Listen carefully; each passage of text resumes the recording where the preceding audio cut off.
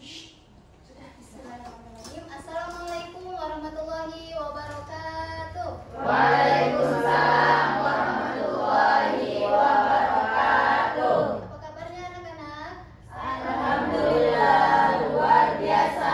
Allahu Akbar.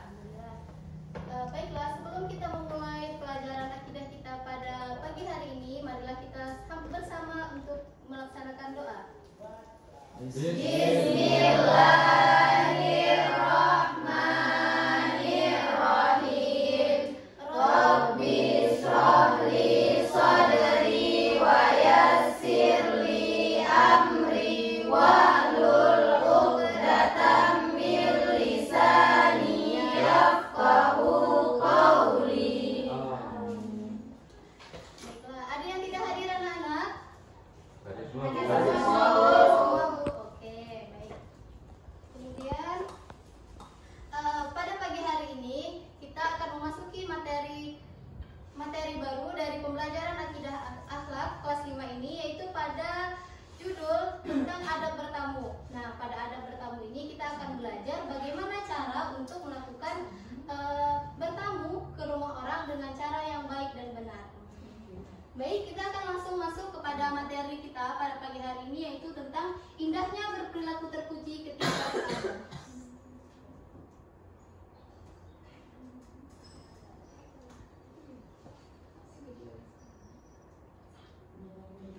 Nah, kita masuk kepada adab bertamu yang pengertiannya. Ada yang ingin membaca?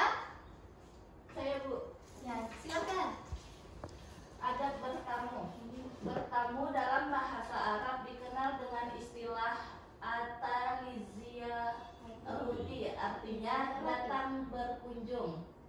Menurut istilah, bertamu merupakan kegiatan mengunjungi rumah sahabat, kerabat, ataupun orang lain dengan tujuan untuk menjalin persaudaraan ataupun untuk suatu keperluan lain dalam rangka menciptakan kebersamaan dan kemaslahatan bersama. Nah, jadi anak-anak, ada bertamu dalam bahasa Arab dikenal dengan istilah Roti.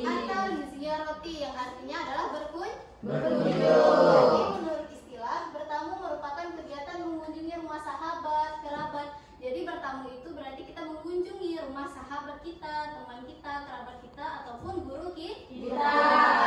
Sudah bisa memahami apa artinya ada bertamu? Sudah. Ya, ada bertamu. Kemudian kita masuki yang pertama, itu ada bertamu. Ada bertamu yang pertama yaitu mengucapkan salam.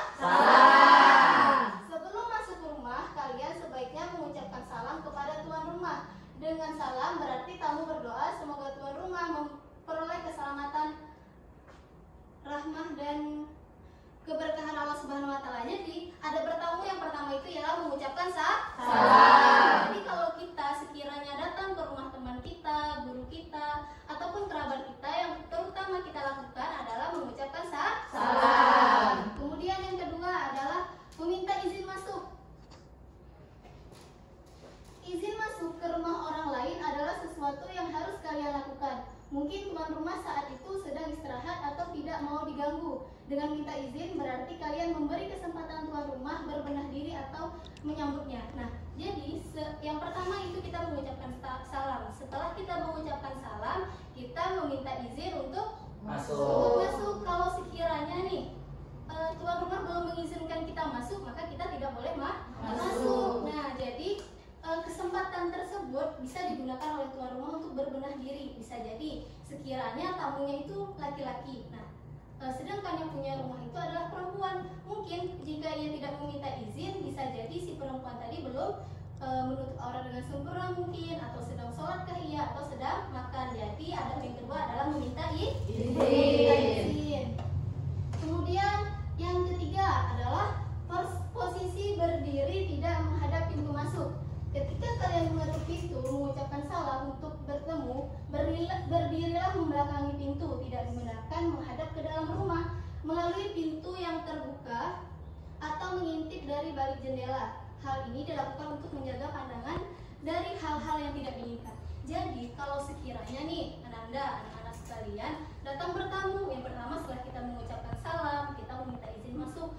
Nah, kalau sekiranya belum ada instruksi dari dalam yang mengizinkan kita masuk. Misalnya pintunya terbuka seperti kelas kita sekarang ini, kita jangan mengintip ke dalam. Nah, di saat kita mengetuk pintu juga kita jangan langsung menghadap ke dalam rumah. Jadi sebaiknya kita membelakangi atau seperti ini. Bisa juga kita dari samping. Jadi intinya yang ketiga, tidak menghadap pintu langsung, karena kita tidak tahu, mungkin di saat pintu terbuka kita mengetuk pintu dengan menghadap langsung, bisa jadi tuan rumah sedang tidak menutup aurat atau bagaimana. Nah, hal tersebut yang harus kita hindari.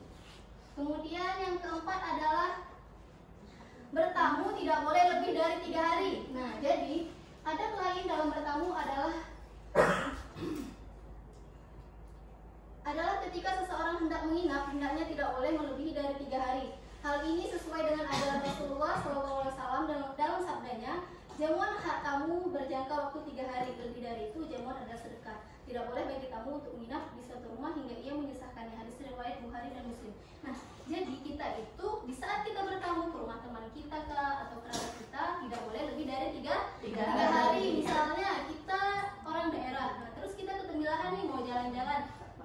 Kan sebenarnya ada disediakan tempat-tempat inap di Tembilahan. Tidak mesti kita harus menginap di rumah teman kita melebihi dari 3 hari. Karena apa? Karena nantinya kita akan menjadi beban tuan rumah. Bagaimana tuan rumah memberikan kita makanan, bagaimana tuan rumah mempersiapkan keperluan kita.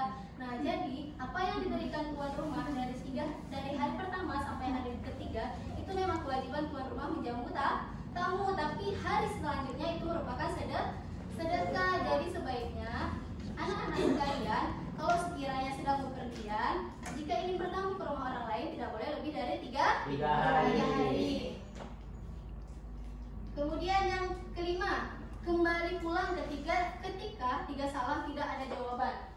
Nah, kita harus menunda kunjungan atau pulang kembali ketika setelah 3 kali salam tidak ada jawaban, atau pemilik rumah menyuruh kita untuk pulang jika seorang mau diminta pulang. Hendaknya jangan memaksakan diri untuk menemuinya. Tidak usah tersinggung atau merasa diabaikan, karena hal ini termasuk adab yang penuh hikmah dalam syariat Islam. Di antara hikmahnya adalah demi menjaga hak-hak pemilik rumah. Jadi yang selanjutnya, adab kita bertamu ialah tidak memaksakan untuk masuk. Contohnya nih, mungkin misalnya ada yang orang tidak menggunakan salam. Dia ketok pertama kali, terus tidak ada jawaban, ketok lagi yang kedua, tidak ada jawaban, ketok lagi yang ketiga, tidak ada jawaban. Apakah terus memaksakan untuk mengetuk pintu? Tidak. Jadi apa yang harus kita lakukan, Bu? Terus kalau sekiranya menggunakan salam, terus kita ucapkan Assalamualaikum, tidak ada jawaban. Terus yang kedua, Assalamualaikum, tidak ada jawaban. Terus yang ketiga, Assalamualaikum, tidak ada jawaban. Jadi kalau tidak ada 3 salam kita itu tidak mendapat jawaban, maka kita harus pulang. Bisa jadi nih si tuan rumah lagi sedang sholat, tidak bisa menjawab salam, atau bisa jadi tidak ingin diganggu. Nah, baiklah, kesimpulannya, mengucapkan salam, ada bertamu itu yang pertama ada mengucapkan salam, yang kedua meminta izin masuk, yang ketiga posisi berdiri tidak menghadap pintu masuk, yang keempat bertamu tidak boleh lebih dari 3 hari. Yang kelima, kembali pulang ketika 3 salam tidak ada jawaban. Yang keenam, tidak memandang seluruh rumah dengan penuh kecurigaan atau mengintip. Yang ketujuh, menjawab dengan nama yang jelas jika pemilik rumah bertanya siapa. Nah, kemudian siapa yang ingin membantu ibu ke depan untuk menyusun, memberi nama, memberi penjelasan dari gambar-gambar tersebut? 3 orang. Jana, Ananda, Nurjana silahkan maju. Terus 2 orang lagi. Saudara Timan, kemudian siapa lagi? Ananda. 1 orang lagi Ananda. Saudara Ananda sana, silakan maju.